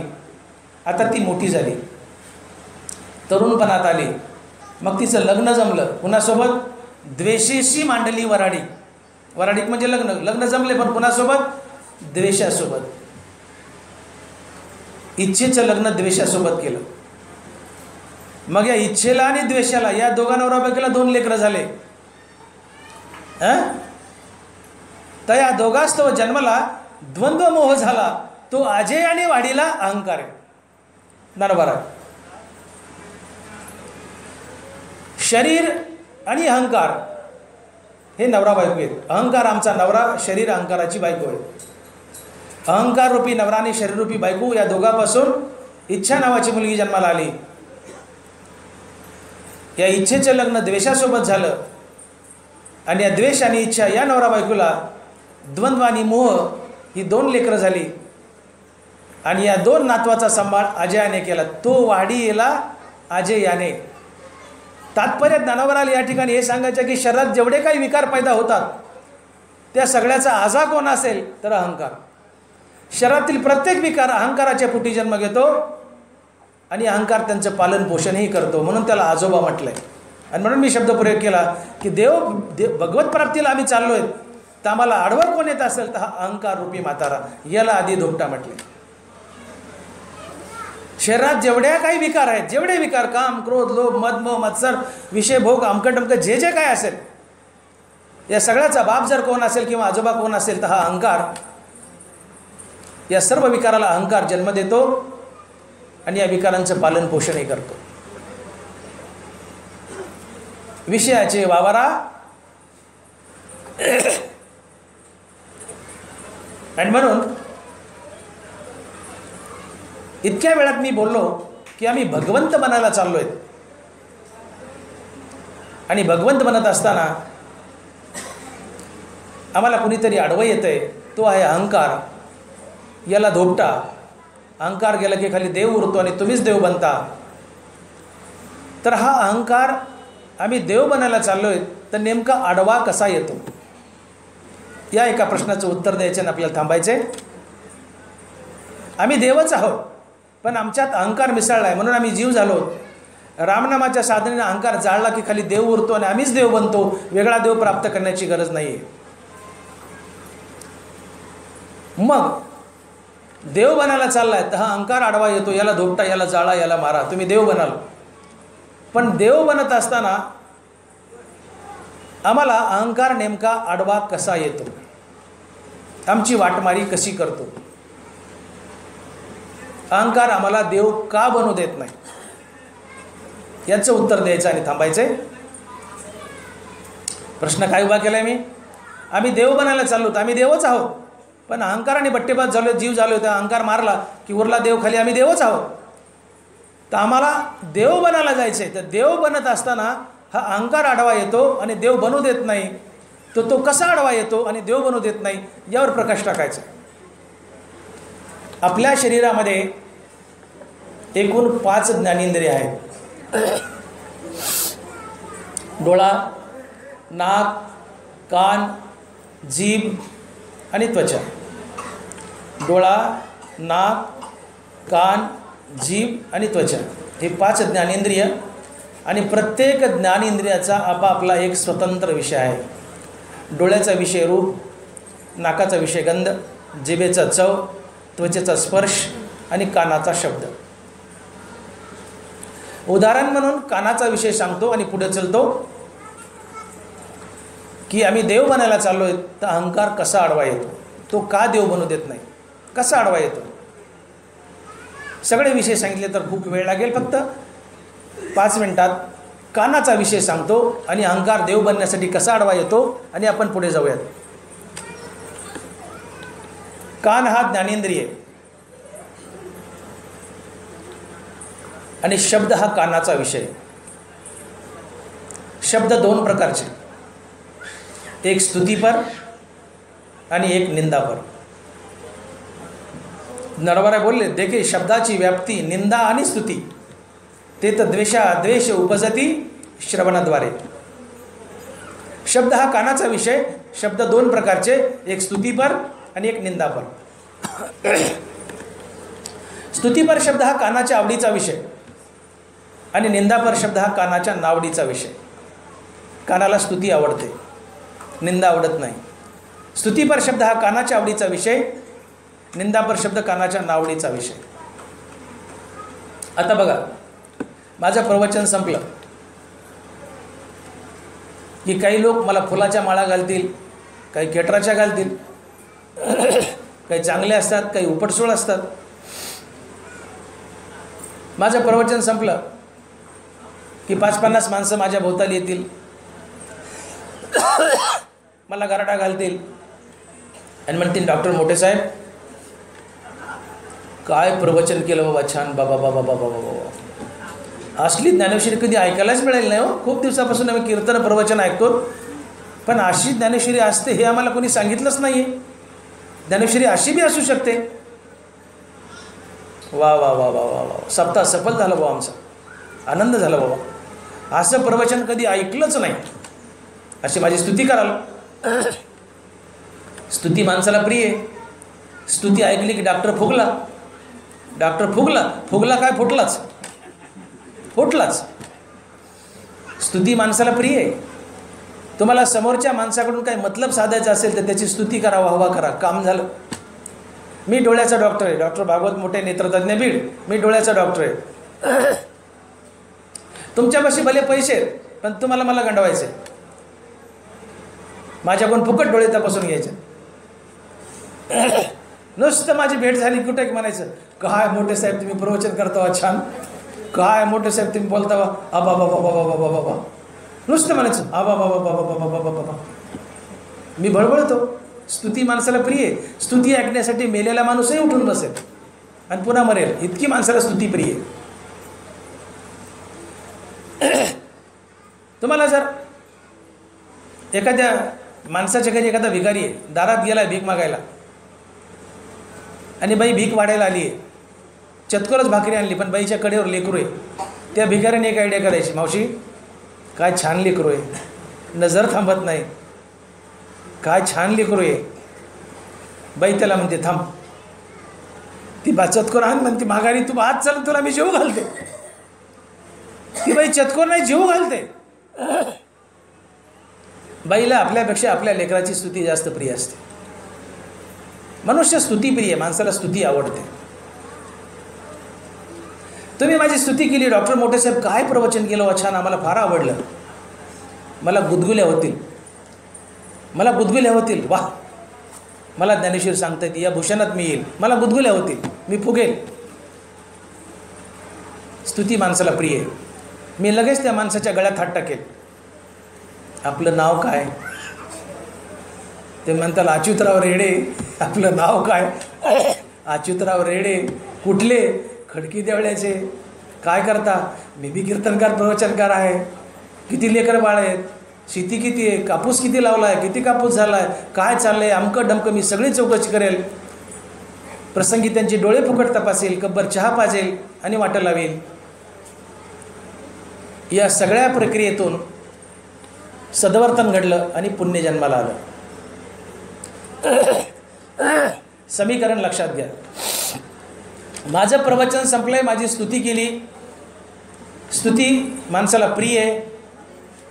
स्तुतीमुळं किंवा कानाचा विषय भोगल्यामुळं, कुठलाही इंद्रियाचा विषय भोगला की शरीरात राग द्वेष निर्माण होतात. राग द्वेष. राग म्हणजे प्रीती प्रेम आणि द्वेष म्हणजे तिटकारा. आणि रागद्वेष माणसाला संसार बंधनात बांधतात. स्तुती केली, मला समोरच्या माणसाबद्दल राग अर्थात प्रीती प्रेम निर्माण झालं. मी रेडे महाराजाला चिटकेल. स्तुती केली, मला त्यांच्याबद्दल राग निर्माण झाला. राग म्हणजे प्रेम प्रीती. मी गळ्यात हात टाकेल, त्यांची चौकशी करेल. जेव्हा जेव्हा येतील तेव्हा डोळे फुकट तपासेल. काय केलं? मी सत्कर्म केलं, त्यातून जन्माला काय आलं? पुण्य. हां, आणि हेच पुण्य संसारात बांधतं, भोगावं लागतं. अगा कर्मे जे वरावे तर ती सुखदुःखी फळावे आणि तया ते भोगावा यावे द्या आहे का. तुमच्या हातून पुण्य घडलं रे घडलं की त्याचा भोग द्यावा लागतो, ते जर शिल्लक राहिलं तर. शब्द दोन प्रकारचे, एक स्तुतीपर एक निंदापर. स्तुतीपर शब्द कानाच्या आवडीचा विषय, निंदापर शब्द कानाच्या नावडीचा विषय. माझी स्तुती केली, मी प्रसन्न झालो, तुमच्याशी मी सद्वर्तन केलं. स्तुतीमधून राग, रागातून सद्वर्तन, सद्वर्तनातून पुण्य, पुण्यातून संसार बंधन. आता काही उपटसूळ असतात, खटाळ असतात, काही केलं देखत बी नाही, मुद्दाम माकड चेष्टा करतात. 10 फुलाच्या माळा घातला, एखादं केटराची माळा घालतं, जवळ येतं, काय डॉक्टर साहेब यायना ना जायना टिंब टिंब, ज्याचा धंदा त्यांनीच करावा, कशाला या नादाला लागले. ती डॉक्टरकीच करावी, डोळे तपासावेत, हे काय तुमचा धंदा आहे का? तुम्हाला ज्ञानेश्वर सांगता येत नाही, तुमचं प्रवचन काही धड झालं नाही. यायना ना जायना टिंब टिंब, कशाला आले आमच्या गावाला? तुम्हाला काहीच येत नाही, तुमचं प्रवचन काहीच धड झालं नाही. माझा चेहरा खरखर उतरेल. सगळ्याला आवडलं, तुलाच कसं आवडलं नाही? त्यांनी माझी निंदा केली, हां, माझी तळपायाची आग मस्तकाला जाईल आणि तात्काळ मला त्याच्याबद्दल द्वेष निर्माण होईल. ज्यांनी माझी स्तुती केली त्याच्याबद्दल राग अर्थात प्रेम निर्माण झालं. ज्यांनी माझी निंदा केली त्याच्याबद्दल द्वेष, तात्काळ द्वेष. आणि द्वेष क्रोधाला जन्म देतो. क्रोधातून सारासार विचार नाहीसा होतो. सारासार विचार नाहीसा झाला की बुद्धी भ्रष्ट होते बुद्धी नाश पावते आणि बुद्धीचा नाश झाला की तुमच्या हातून दुष्कर्म घडतं, गैरवर्तन घडतं. प्रसंगी त्या माणसाला मी एखादा ठोका टाकील, 4 शिव्या घालील आणि म्हणजे भडव्या सगळ्याला आवडलं, तुलाच का नाही रे आवडलं, माझ्या हातून दुष्कृत्य घडेल आणि पापाचा जन्म होईल. आणि पाप जन्माला आलं की ते संसारात बांधणारच, त्याचा भोग द्यावाच लागतो. ध्यायेतो विषयान पुसा संगस्ते शिव जायते, संगात संजयाते कामा, कामात क्रोधोबी जायते, क्रोधात भवती सम्मोहा, सम्मोहात बुद्धी स्मृतिवंशात बुद्धिनाशो, बुद्धिनाशात प्रणश्यते. हे समीकरण समजावून घ्या.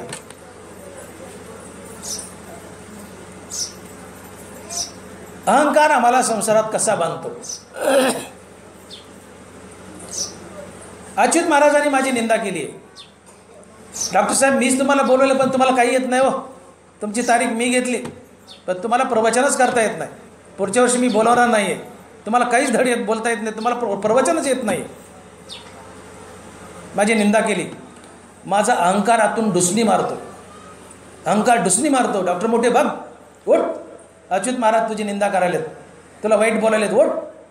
अहंकारातून डुसणी मारतो आणि मला कानाचा विषय भोगायला होतो. आणि मी कानाचा विषय भोगतो. कानाचा विषय 2 शब्द, स्तुतीपर आणि निंदापर. मी कानाचा विषय भोगतो. आतून अहंकार डुसणी मारतो, बघ तुझी निंदा केली. मी तात्काळ विषय भोगतो कानाचा. ते निंदा मला आवडत नाही. मला तात्काळ अच्युत महाराजाबद्दल माझी निंदा केल्यामुळे द्वेष निर्माण होतो. द्वेषातून क्रोध, क्रोधातून सारासार विचारनाश, त्यातून बुद्धिनाश, बुद्धिनाशातून गलिच्छ वर्तन, गलिच्छ वर्तनातून पापाचा जन्म. अच्युत महाराजांनी माझी स्तुती केली. स्तुतीतून राग अर्थात प्रेम, प्रेमातून सद्वर्तन, सद्वर्तनातून पुण्याचा जन्म. आणि तुमच्या जन्मात पुण्य आणि पापाचा जन्म झाला रे झाला की त्याचा भोग द्यावाच लागतो. ते भोगण्यासाठी पुन्हा पुन्हा जन्म धरावेच लागतात. अगा कर्मे जेवरावे ते तीही सुखदुःखी फळावे आणि तया ते भोगावया यावे ते आहे का ज्ञानोबर आहे. म्हणून आम्हाला संसारात जर कोण बांधत असेल तर हे राग आणि द्वेष आहे. म्हणून ज्ञानोबराय बोलले हे राग द्वेष जर निमाले तर ब्रह्मीचे साम्राज्य आले, मग तो भोगी सुख आपले आपणाचे. राग द्वेष जर जीवनातून मावळले तर त्याच्या जीवनात ब्रह्मसाम्राज्य येतं, अर्थात मोक्ष येतो. हे रागद्वेष जर निमाले तर ब्रह्मीचे साम्राज्य आले, मग तो भोगी सुख आपुले आपणाचे. म्हणून विषय हे आगवे सर्वथा म्हणून सांडावे, मग रागद्वेष स्वभावे नासतील. हे समीकरण कसे बघा. अहंकारातून विषयाचा जन्म. कान हा ज्ञानेंद्रिय, कानाचा विषय शब्द. शब्द 2 प्रकारचे, निंदापर आणि स्तुतीपर. मला स्तुती आवडली, निंदा आवडली नाही, हा विषय कुणी भोगायला लावला? अहंकारानं. अहंकारानं आतून डुसणी दिली, मोठे बाग तुझी निंदा केली. अहंकारातून डुसणी मारतो, बाग निंदा केली. मी तात्काळ विषय भोगतो आणि निंदा करणाऱ्याबद्दल मला द्वेष निर्माण होतो. आणि द्वेषातून गलिच्छ वर्तन, द्वेषातून क्रोध आणि क्रोधातून गलिच्छ वर्तन, त्यातून पापाचा जन्म. स्तुतीतून सद्वर्तन, स्तुतीतून राग, रागातून सद्वर्तन, सद्वर्तनातून पुण्य आणि पुण्य पाप संसारात बांधतं. म्हणून बघा अहंकारातून ज्ञानेंद्रियाचा विषयभोग, ज्ञानेंद्रियाच्या विषयभोगातून रागद्वेष, रागातून पुण्य आणि द्वेषातून पाप आणि पुण्य पापातून संसार बंधन. आणि पुढे लक्ष 84-84चा फेरा. तुम्हाला कुणी बांधलं संसारात? पाप पुण्याने. पाप पुण्य कशामुळे आलं? रागद्वेषामुळं. रागद्वेष कोणामुळं? ज्ञानेंद्रियाचे विषय भोगल्यामुळं. ज्ञानेंद्रियाचा विषय कुणी भोगायला लावला? अहंकारामुळं. तुम्हाला देवप्राप्तीला कोण आडवा आलं? अहंकार. म्हणून ज्ञानोबराय बोलले ते तर आडवावया आले, दोष वैरी धोपटिले, तया माझी पहिले देह अहंकारू. याला धोपटा म्हणले आधी, याचा परशा पाडा. तुम्ही देव बनायला चाललेत ना, आडवं पण येत असेल तर अहंकार. आणि हा जोपर्यंत हृदयात उभा आहे तोपर्यंत तुम्हाला देव बनता येणार नाही. याला मारा म्हणले. का? हा विषय भोगायला होतो. अहंकारातून ज्ञानेंद्रियाचा विषयभोग, विषयभोगातून रागद्वेष, रागद्वेषातून पुण्यपाप आणि पुण्यपापातून संसार बंधन आणि पुढे लक्ष 84चा फेरा.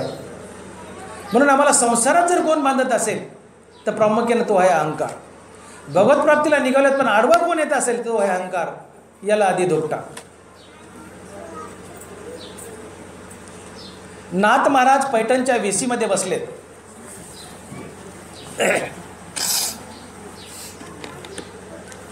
आणि एक पठाण 108 वेळा नाथ महाराजाच्या अंगावर थुंकला. नाथ महाराजांना गंगा स्नान करून यावं, या पठाणानं तोपर्यंत तोंडात थुका जमा करावा पान खाऊन, आणि नाथ वेशीमध्ये आले की पचकन नाथाच्या अंगावर थुंकावं. नाथानं बरं शब्दही करू नये. नाथानं चुपचाप वापस जावं, पुन्हा गंगा स्नान करावं, परत यावं. वेशीत पठाण पान खाऊन तोंडात थुका जमा करूनच तयार होता. नाथ पुन्हा आले की पुन्हा थुकावं. नाथाने पुन्हा माघारी जावं, पुन्हा गंगा स्नान करावं, परत यावं. पठाणाने पुन्हा थुकावं, नाथाने पुन्हा परत जावं. असं 108 वेळा घडलं.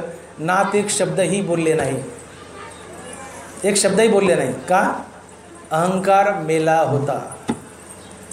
नाथांनी अहंकार टाकला होता. का? नाथ संत होते. अहंकार मेला तरच तुम्ही संत बनू शकता. नाथ का सहन करत होते? संत जीवन हे विषयातीत जीवन असतं, विषयाच्या पुढचं. हे विषय जया ते नाकळती, तया सुख दुःख दोन्ही न पवती, आणि गर्भवासू संगती नाही तया. ज्यांनी विषयाचा त्याग केलाय त्याचे रागद्वेष मावळले, रागद्वेष मावळे पुण्यपाप मावळलं, पुण्यपाप मावळलं की संसार बंधन मावळलं. त्याचा जन्म मनाचा फेरा संपला, त्याचा गर्भवास संपला. बरोबर बोलतात की हे विषय जया ते नाकळती, तया सुख दुःख दोन्ही न पवती, आणि गर्भवासू संगती नाही तया. ज्यांनी विषय जिंकले, जो विषय भोगत नाही त्याचा गर्भवास संपला, अर्थात तो मुक्त झाला. मग विषय कोण भोगत नाही? तर ज्याचा अहंकार मेला आहे. नाथांचा अहंकार मेला होता, म्हणून पठाण 108 वेळा नाथांच्या अंगावर थुंकून सुद्धा नाथांना क्रोध येत नव्हता. हा अहंकार मारायचा. तुकोबराच्या मालिकेमध्ये तुम्ही जर बघत असाल, मालिका बंद झाली, तो मंबाजी एक वाक्य बोलतो, आंबेले कुटुंबाचं माझं जर वैर संपलं तर या मंबाजीच्या जगण्याला अर्थ नाही. या मंबाजीच्या जगण्याला अर्थ नाही आहे. मंबाजी जगत होता ते केवळ आणि केवळ तुकाराम महाराजाला त्रास देण्यासाठी. सडो की पळो करून सोडलं होतं तुकाराम महाराजाला मंबाजीने. जगतच होता त्रास द्यायला. पण तुकाराम महाराजाच्या तोंडात मंबाजीच्या विरोधात भ्र शब्द नाही, भ्र शब्द नाही. का? अहंकार मेलाय, अहंकार टाकलाय. विसोबा खेचरानं ज्ञानोबरायाला कमालीचा त्रास दिलाय. माधुकरी मागताना जोळीत शेण टाकले, खडे टाकलेत, जोळी फाडली आहे, मागितलेली भिक्षा मातीत सांडली आहे, वाळीत टाकले, कमालीचा त्रास दिलाय. ज्ञानोबरायाच्या मुखात एक भ्र शब्द नाही त्यांच्याबद्दल वाईट. का? अहंकार मारलाय, अहंकार मारलाय, अहंकार मेलाय. म्हणून विषय भोग नाही आहेत, विषय भोग नाहीत म्हणून रागद्वेष नाही आहेत, रागद्वेष नाहीत म्हणून पुण्यपाप नाही आहे, आणि पुण्यपाप नाही म्हणून संसार बंधन नाही आहे. ती व्यक्ती मुक्त होते. अहंकार जिवंत असेल तर तो आतून ढुसणी मारतो. मोठे वाघ, तुझी निंदा केली, बघ याला, की मोठे पेटून उठतो. आणि निंदा करणाऱ्याबद्दल द्वेष, द्वेषातून क्रोध, आणि क्रोधातून गलिच्छ वर्तन, आणि गलिच्छ वर्तनातून पाप. स्तुती केली, मला गोड लागली, त्यातून राग अर्थात प्रेम, त्यातून सद्वर्तन, त्यातून पुण्य, आणि पुण्यपापातून संसार बंधन.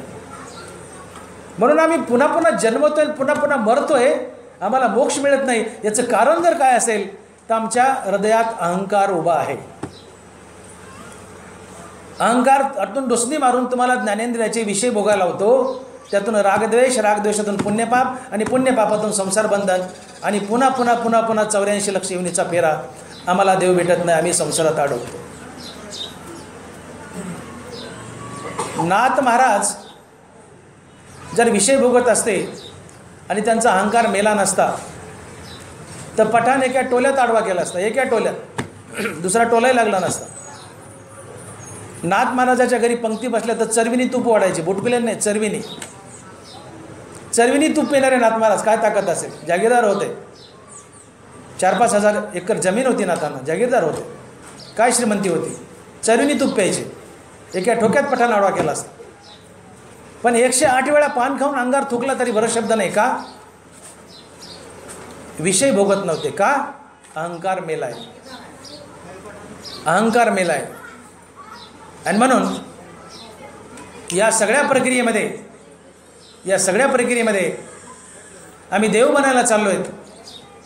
तर देव बनायला जात असताना आम्हाला आडवं जर कोण येत असेल तर तो आहे अहंकार, आणि त्याला मारणं हाच परमार्थ आहे.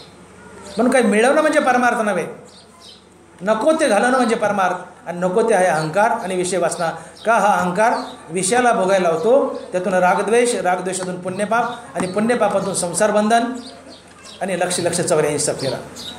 आणि म्हणून मी जो प्रश्न उभा केला होता की आम्ही देव बनायला चाललो आहे, तर देव बनायला जात असताना हा अहंकार कसा आडवा येतो आणि आम्हाला देव बनवू देत नाही, तर तीही प्रक्रिया आहे. अहंकार विषय भोगायला होतो ज्ञानेंद्रियाचे, त्यातून रागद्वेष, त्यातून पुण्यपाप, आणि पुण्यपापातून संसार बंधन, आणि लक्ष 84 फेरा. अशा प्रकारे अहंकार आम्हाला देव बनायला जात असताना आडवा येतो. या अहंकाराला मारायचं आहे. याला कसं मारायचं आहे 5 मिनिटात सांगतो आणि थांबतो. याला मारायचं आहे. आता कसं मारायचं आहे 5 मिनिटात सांगतो आणि थांबतो. अहंकार मारायचा आहे, अहंकार जिंकायचा आहे.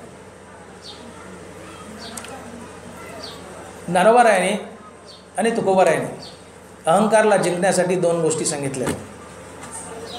पहिली गोष्ट भगवंताचं नाम. राम म्हणता काम क्रोधाचे दहन, होय अभिमान देशोदडी. हे चरण पाठ नाही तुम्हाला? पाठ पाहिजे. माझ्या तोंडातून प्रमाण निघलं की टणकन उडी मारली पाहिजे. नाही बोला नाही, हावभाव द्या ना, हसा ना. राम म्हणता, चेहरे का म्हणून पडलेत मग? राम म्हणता काम क्रोधाचे धन, प्रमाण कशाला देतात? माझ्या तोंडातून ओवी निघली की टणकन उडी मारावी, म्हणजे मला वाटतं तुमच्या पाठातली. राम म्हणता काम क्रोधाचे धन, होय अभिमान देशोदडी. राम नामानं अभिमान मरतो. आणि म्हणून आपलं मन हेच भगवंताचं मंदिर आहे, आणि मनरूपी मंदिरात भगवंताच्या नामाचा सहजासहजी विसर पडू न देणं म्हणजेच भगवंताची भक्ती असते. अर्जुना अवधारी, तू आपली बुद्धी सोपारी करी, सहजे आपल्या मनोमंदिरी न विसंबे माते. मन हेच मंदिर, आणि आपल्या मनरूपी मंदिरात भगवंताच्या नामाचा सहजासहजी विसर पडू न देणं म्हणजेच भक्ती. सहजे आपल्या मनोमंदिरी न विसंबे माते. रामनाम सातत्यानं मनात धारण करा. अहंकार मरतो, अहंकार जळतो. एक गोष्ट. दुसरी गोष्ट, ज्ञानोबाराय सांगतात अहंकार कसा जिंकायचा. ज्ञानोबारायांनी 18व्या अध्यायामध्ये, ज्ञानोबारायांनी 18व्या अध्यायामध्ये अर्जुनाला एक युक्ती सांगितली की अर्जुना, या जगाचे तू 2 भाग कर. थोडेसे ज्ञानोबाराय अर्थात भगवान कृष्ण रागावले आणि अर्जुनाला थोडंसं खडसावले.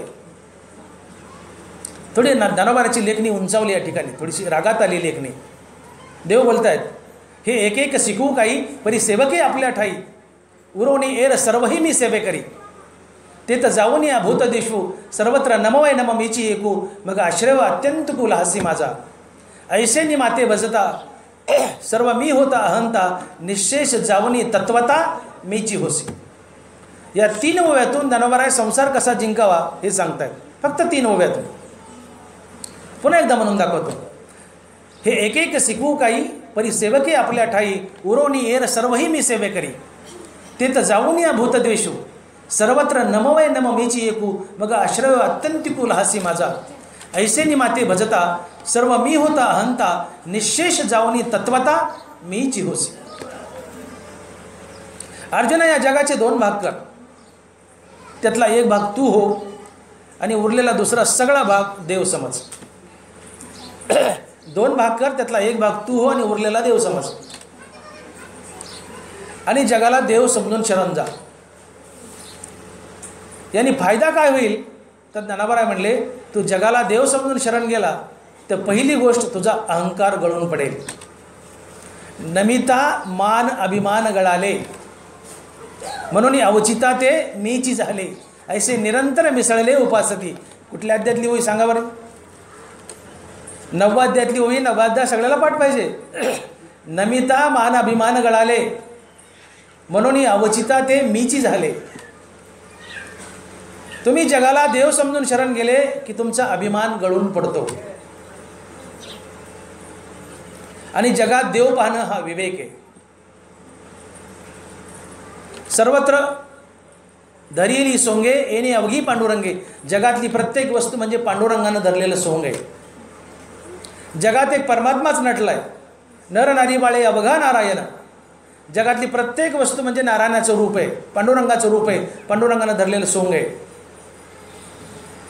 आणि जगाला देव समजून जर शरण गेले तर पहिली गोष्ट काय होईल म्हणले तर तुझा अहंकार गळून पडेल. नमिता मान अभिमान गळाले म्हणून अवचिता ते मीची झाले. तुझा अहंकार गळून पडेल म्हटलं. का? जगात देव पाहणं हा विवेक आहे. आणि विवेक जागृत झाला की अहंकार मरतो, आणि विवेक दूर गेला की अहंकार पोचतो, द्विगुणित होतो. नरबराय बोलले, पथ्य देशे जरू दीप द्वेषे अंधकारू विवेक द्वेषे अहंकारू पोखे जैसा. दिव्याचा द्वेष केला अंधार वाढतो, पथ्याचा द्वेष केला ताप वाढते, रोग वाढतो, आणि विवेकाचा द्वेष केला तर अहंकार वाढतो. विवेक द्वेषे अहंकार पोखे. तुमच्या जीवनात जर विवेक असेल तर जगत परमात्मा स्वरूप दिसतं, आणि अविवेक असेल तर जगत जगत रूपानं दिसेल, भेदभावानं दिसेल. म्हणून जगात देव पाहणं हा विवेक आहे. आणि विवेक जीवनात आला की अहंकार मरतो, आणि विवेक जीवनातून गेला की अहंकार वाढतो. विवेक द्वेषे अहंकार पोखे. आणि म्हणून जगात देव बघ हा विवेक आहे. विवेकानं अहंकार मरतो. माझे साक्षात्कारी सरे अहंकाराची वारी, अहंकार लोपी अवधारी द्वैत जाय. ज्ञानोबा आहे. साक्षात्कार म्हणजे पांडुरंगाने वीट सोडून तुमच्यासमोर उभं राहणं, याला साक्षात्कार म्हणत नाहीत. जगात देव नटलाय आणि जगत परमात्मा स्वरूप पाहणं हा खरा साक्षात्कार असतो. जगात एक पांडुरंगच नटलाय. हे सजीव निर्जीव चर अचर डोळ्याला दिसणारी प्रत्येक वस्तू हा देव आहे, अशी भावना ठेवून वागणं म्हणजे भगवंताचा साक्षात्कार. जगात देवच आहे, जग हाच देव, अशा भूमिकेनं देवाला शरण जाणं म्हणजे देवाचा साक्षात्कार. आणि या साक्षात्कारानं काय होतंय? माझी साक्षात्कारी सरे अहंकाराची वारी. जगात देव पाहिला म्हणजे तुम्हाला साक्षात्कार झाला आणि तुमचा अहंकार मेला. सरे अहंकाराची वारी, अहंकार लोपी अवधारी द्वैत जाय. जगात देव पाहिला हा विवेक आहे. विवेकानं अहंकार मरतो, आणि अहंकार मेला की द्वैत जातं, आणि द्वैत जाणं म्हणजे देव बनणं. तुम्हाला अद्वैतात जाऊन उभं राहायचं आहे. मी डॉक्टर मोठे आणि तुम्ही ऐकणारे श्रोते, हे द्वैत आहे.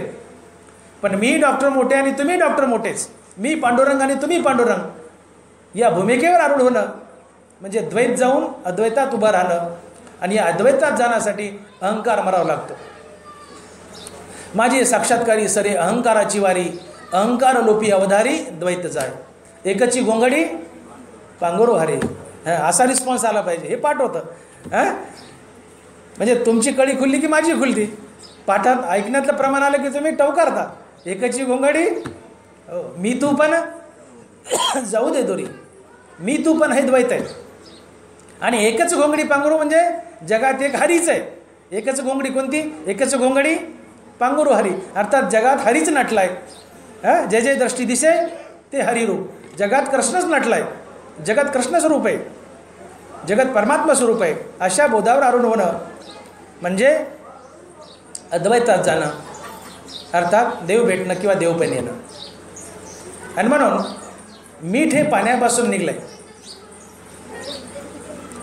मीठ जर पाण्याला शरण गेलं तर ते मीठ पाणीच बनतं. मीठ समुद्रापासून निघलंय म्हणजे पाण्यापासून निघालंय. मीठ जर पाण्याला शरण गेलंय तर मीठ पाणीच बनून राहतं. तसं जगत परमात्म्यापासून निघालंय, आणि जगताला परमात्मा समजून जर शरण गेले तर मनातला अहंकार गळून पडतो आणि तुम्हीच परमात्मा बनता. वेगळा परमात्मा प्राप्त करण्याची गरज नसते. वाक्य पुन्हा सांगतो एकदा ऐका. मीठ हे पाण्यापासून निघाले. मीठ जर पाण्याला शरण गेलं तर ते पाणीच बनून राहतं. तसं जगत परमात्म्यापासून निघाले आणि जगताला परमात्मा समजून शरण गेले तर मनातला अहंकार गळून पडतो आणि तुम्हीच परमात्मा बनता. वेगळा परमात्मा प्राप्त करण्याची गरज नसते. आणि म्हणून देवाचा हट्ट आहे की जगत परमात्मा स्वरूप पहा, जगात देव पहा, जग हाच देव. आणि म्हणून ज्ञानोबा बोलले, तैसे स्वलाभ लाभलेपणे मन मनपणाही धरून येणे, शिवतले जैसे लवणे आपले नीच. मीठ पाण्यापासून निघले, पाण्याला शरण गेलं, पाणीच बनतं. जगत परमात्म्यापासून निघाले, परमात्मा म्हणून जगताला शरण गेलात, अहंकार गळतो आणि तुम्हीच परमात्मा बनता. आणि म्हणून पहिली युक्ती अहंकार मारण्यासाठी, राम म्हणता काम क्रोधाचे धन होय अभिमान देशोधडी. रामनामाने अहंकार मरतो, सतत रामनामाने अहंकार मरतो. आणि दुसरी गोष्ट, जगात देव पाहिल्याने, जगत परमात्मा स्वरूप पाहिल्याने अहंकार गळतो, अहंकार मरतो. आणि या दोन गोष्टींनी अहंकार मेला की तुम्ही देव बनता आणि देव बनून देवाच्या पुढे उभा राहता आणि देवात मिसळायला योग्य होता. पाणी बनून पाण्याला शरण जा, देव बनून देवाला शरण जा. तुमच्यातला अहंकार गळाला की तुम्ही देवच आहात. तुम्ही देव बनले आणि देव बनून देवापुढे उभा राहा. देव तुम्हाला मिसळून घेतो आणि तुम्हीच देव बनता. म्हणून आम्हाला परमात्मा प्राप्ती करायची किंवा आम्हाला देव प्राप्त करायचा असं बोलायचंच नाही. आम्ही परमात्मा प्राप्तीसाठी परमार्थ करतोय. मी सुरुवातीला बोललो, आम्ही परमात्मा प्राप्तीसाठी परमार्थ करतोय असं बोलतात ती माणसं मूर्ख असतात. परमात्मा प्राप्त करायचाच नसतो, तो जन्मताच प्राप्त आहे. तो जन्मताच प्राप्त आहे. मग जन्मताच प्राप्त असून आम्हाला दुरावलाय का? तो दुरावला का? आम्हाला तो मुकलाय का? तर त्याला मुकण्यासाठी आम्ही काहीतरी धरून ठेवलंय. ते धरलेलं सोडा, तो प्राप्तच आहे. नवे नवे तुम्हीच परमात्मा आहात. वेगळा परमात्मा प्राप्त करण्याची गरज नाही आहे. तुम्हीच परमात्मा आहात, तुम्हीच देव आहात.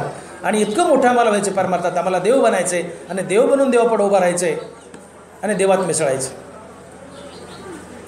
आणि हा सफल परमार्थ असतो, हा परमार्थाचा शेवट असतो. आणि म्हणून ज्ञानोबा बोलले की बाबा, मला प्राप्त करण्याचा प्रयत्न करू नको. मी तुला प्राप्तच आहे. तू देवच आहेस, पण तू बट्टेबाज देव आहेस आणि परमात्मा शुद्ध देव आहे. तुझ्यातला अहंकाराचा बट्टा तू रामनामानं जाळलास की तूही शुद्ध देव बनतोस आणि खऱ्या देवात मिसळतोस.